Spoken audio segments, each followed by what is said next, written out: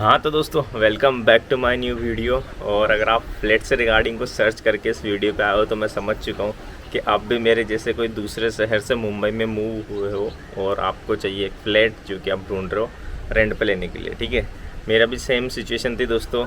और मैंने एक वीडियो भी डाला था जब मैं पीजी में शिफ्ट हुआ था कि पीजी कैसे ढूंढना है, पीजी से रिलेटेड। उस पर भी काफ़ी सारे लोगों के कमेंट्स आए थे, काफ़ी सारे लोगों को हेल्प भी हुई थी उस वीडियो से। अभी मैं 8 महीने पीजी में रह चुका हूँ दोस्तों, और 8 महीने के बाद मैं अभी हाल ही में मैंने फ्लैट पे शिफ्ट किया है। तो आपको अगर फ्लैट रेंट पे देखना है तो मैं इस वीडियो में आपको सारी डिटेल्स बताता हूँ कि आपको किन किन चीज़ों का ध्यान रखना है। मैं कोई एक्सपर्ट नहीं है दोस्तों, बस अपने एक्सपीरियंस के बेस पे मैं बता रहा हूँ आपको जो पॉइंट्स आपको ध्यान रखने चाहिए या जो पॉइंट्स आपको काम आ सकते हैं। फ्लैट्स बिल्कुल नई बिल्डिंग्स में ढूंढने हैं आपको।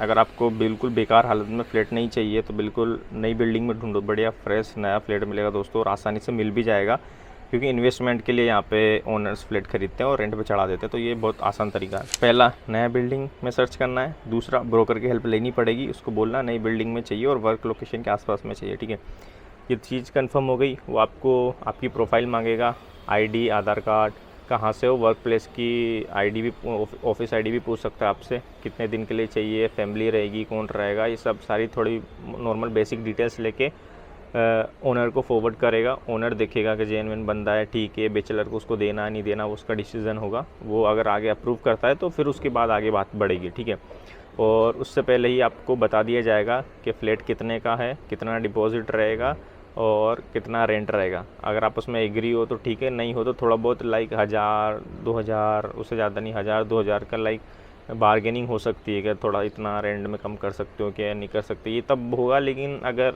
ओनर अप्रूव कर देता है तो ठीक है।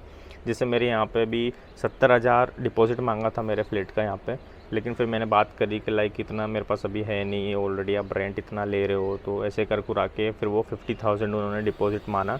50,000 तो उन्होंने लिया ही, उससे नीचे नहीं गए वो। तो 50,000 आपको डिपॉजिट देना पड़ेगा, प्लस आपको ब्रोकरेज देनी पड़ेगी, प्लस आपको एडवांस में रेंट देना पड़ेगा। तो ये आप सोच लो कि खर्चा आपका अच्छा खासा होएगा अगर आप फ्लैट यहाँ पर रेंट पे लोगे तो।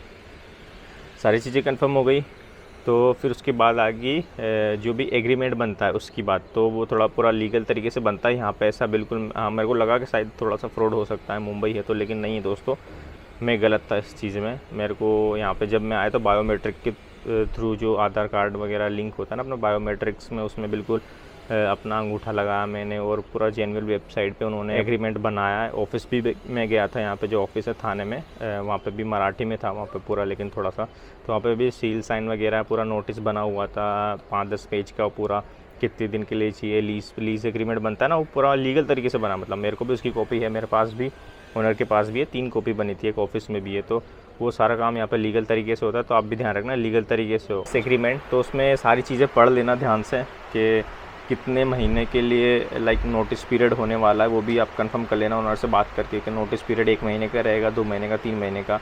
मेरे यहाँ पर मैंने 1 महीने का रखवाया है। और लॉक इन पीरियड रहता है 6 महीने का सब जगह, मेरे यहाँ पे भी 6 महीने का, वो भी आप बात कर लेना।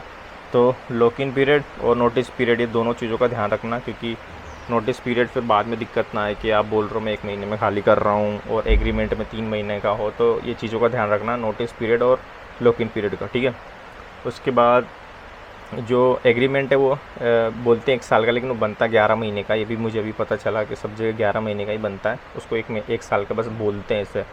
तो ये तो मेरे ख्याल से सब जगह ही यही लागू होता है, 11 महीने का ही बनता है। इंदौर में भी 11 महीने का ही बनता था। ये जो फ्लैट मैंने लिया है दोस्तों, ये 16,000 रुपये इसका रेंट है। 16,000 मैंने डिपॉजिट दिया है, सॉरी 16,000 रेंट, 16,000 ब्रोकर को दिया है और 50,000 डिपॉजिट। तो सोच लो आराम से लाइक, और यहाँ पे शिफ्ट भी हुआ हूँ मैं, एग्रीमेंट में भी 2-3 हज़ार रुपये लगे। तो वो सब कुछ टोटल करके बताऊँ ना तो 70 से 80,000 रुपये का खर्चा हुआ है मेरा। क्योंकि मैंने ये जो थोड़ा बहुत फर्नीचर आपको दिख रहा है, चेयर भी है, सोफ़ा भी है, उधर फ्रिज भी लिया है मैंने, तो ये सब भी मैंने रेंट पे लिया है फरलैंको से। और रेंट मोजो भी एक ऐप है, अगर आपको इन सब की भी डिटेल में वीडियो चाहिए कि फ़र्नीचर वगैरह रेंट कहाँ से लिया, कैसा हिसाब, इन सब का, तो मैं वो भी बता दूंगा, आप कमेंट कर सकते हो। और फ्लैट लोगे तो एक चीज़ ध्यान रखना, ये कंफर्म कर लेना, ये लाइट वगैरह जो है, ये लाइट फ़ैन ये सब ओनर लगा के दे रहा नहीं दे रहा, तो ये सब बात कर लेना। एक कर्टन रोड की मैंने बात कर ली थी मेरे ओनर से कि आप लगा देना, और पंखा लाइट ओनर ने लगा के दिया था, क्योंकि नई बिल्डिंग होती है ना तो बिल्कुल खाली होता है फ्लैट, कुछ भी नहीं होता।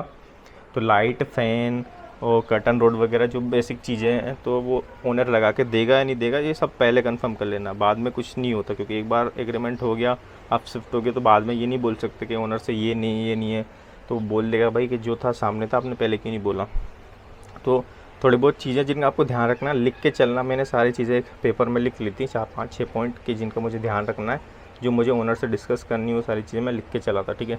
सारी चीज़ें ट्रांसपेरेंट होनी चाहिए कि कितने लोग रहेंगे कितने नहीं, और सोसाइटी में किसी को प्रॉब्लम नहीं होनी चाहिए दोस्तों। आपको ओनर कब परेशान करेगा, जब आपकी वजह से अगल बगल फ्लैट वालों को प्रॉब्लम होगी ना, तब आपको ओनर परेशान करेगा ना। ओनर यहाँ के बढ़िया है, कुछ नहीं बोलते, वो बस इनका इन्वेस्टमेंट पर्पस से फ्लैट लेते हैं, रेंट पर दे देते हैं, चलता रहता है। आप रेंट टाइम टू टाइम भेजो, वो आपको कुछ नहीं बोलेंगे, सीधी सी बात है। तो थाने के एरिया का ये रेंट है, आप हर कहीं जगह से रिलेट मत करना, क्योंकि आपको पता है यहाँ से आप 5 किलोमीटर इधर उधर भी हो जाओगे ना, तो रेंट ऊपर नीचे होता है बहुत।